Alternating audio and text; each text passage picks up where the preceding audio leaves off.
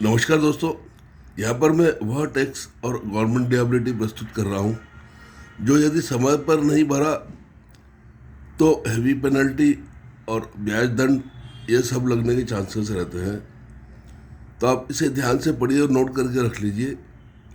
दोस्तों, क्या होता है कि ये चीज़ें हमारे अकाउंटेंट और हमारे सीए भरते हैं, लेकिन फिर भी अंततः जिम्मेदारी हमारी ही रहती है। कुछ पेनल्टी अर्थदंड लगता है तो उस तनाव से और उससे हमें ही गुजरना होता है, वह सब हमें ही भरना होता है। तो सर्वप्रथम तो दोस्तों इसमें आता है TDS, tax deduction at source. यह तीन चार तरह की चीज़ों पर लगता है। एक लगता है एलएफआर पर।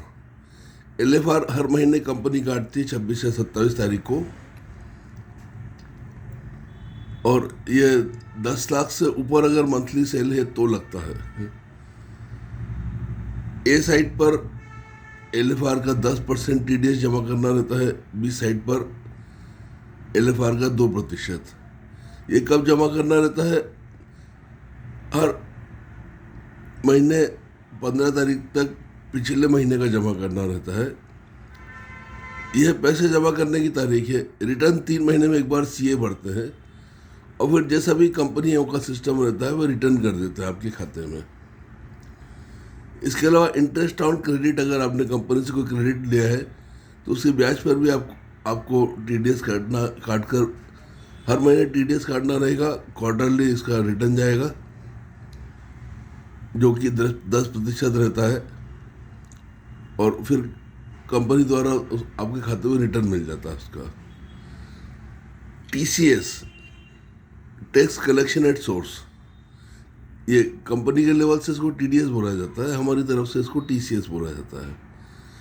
अगर आपने कंपनी से साल में 50 लाख से ज़्यादा का माल लिया है तो ये लागू होगा परचेस वैल्यू के 0.01% का। और अगर आपने किसी को माल बेचा है साल में 50 लाख से ज़्यादा का तो भी यह लागू होगा। ये आपको भर के देना पड़ेगा जो संबंधित सेलर के द्वारा रिटर्न हो जाएगा आपको।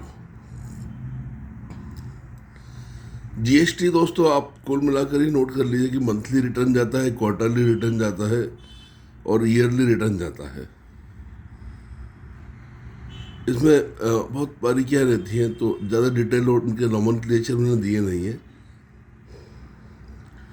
वेट किसी राज्यों में क्वार्टरली रिटर्न जमा करना रहता है, किसी में ईयरली करना रहता है। इनकम टैक्स दोस्तों हर क्वार्टर में जमा करना रहता है। करंट जो साल चल रहा होता है उसमें 3 महीने के क्वार्टर ख़त्म होता है तो उसके अगले महीने की 15 तारीख तक जमा करना रहता है। जो अनुमानित इनकम टैक्स बताते हैं सीए, साल भर का उसका 25% जमा करना रहेगा। कम ज़्यादा होता है तो ईयरली रिटर्न में फिर उसको भरना रहता है या फिर उसका रिफंड के लिए अप्लाई कर देते हैं। पीएफ आपके यहाँ लागू होता है तो इस महीने का अगले महीने की 15 तारीख के पहले भरना रहता है, पीएफ और ईएसआई दोनों। अन्यथा इसका इनकम टैक्स में डिडक्शन मिलने में मुश्किल आती है और इसमें अर्थदंड और पेनल्टी भी जुड़ते जाते हैं।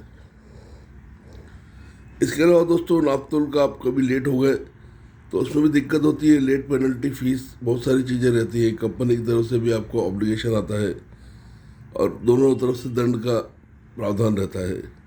ट्रेड लाइसेंस नगर निगम का रहता है, उसमें भी लेट पेनल्टी रहती है। गुमाश्ता का लाइसेंस रहता है जो 5 साल में एक बार बनवाना रहता है, वह लेट हो जाता है तो उसमें पेनल्टी रहती है। तो दोस्तों ये लीगल फॉर्मेलिटीज़ है जो समय पर अगर आपने नहीं किया तो आपको भारी अर्थदंड, ब्याज और मानसिक तनाव से गुजरना पड़ता है। तो आप इसका ध्यान रखें। ये आपके सीए और अकाउंटेंट भरते हैं, लेकिन जिम्मेदारी आपकी है, पैसा आपका लगना है, तनाव से आपको भुगतना है। इसलिए इस वीडियो को ध्यान से देखें और इस चीज़ों को हर महीने आप रिवाइव करते रहें, देखते रहें कि उचित रूप से भर गई है या नहीं। वीडियो देखने के लिए धन्यवाद। नमस्कार।